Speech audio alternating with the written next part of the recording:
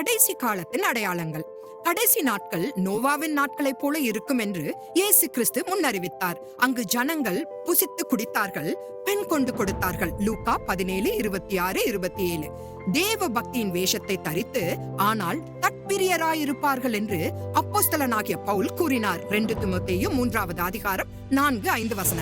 கடல் அலைகள் சீறி எழும்புவதை காணும்போது மனிதர்களின் இருதயம் சோர்ந்து போகும் என்று இயேசு கூறினார். லூக்கா 21:25-26.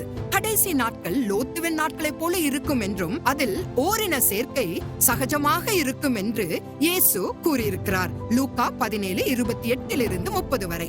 இறுதியாக யுத்தங்களின் செய்திகள், பஞ்சங்கள், பூமி அதிர்ச்சிகள் அதிகரிக்கும் என்றும் இயேசு கிறிஸ்து மத்தேயு 24:6-7 கூறியிருக்கிறார். இதெல்லாம் இன்று உலகில் நடக்கவில்லையா? கிறிஸ்துவின் வருகைக்காக தேவனுக்கு பிரியமானவர்களே, ஆயத்தப்படுவோம்.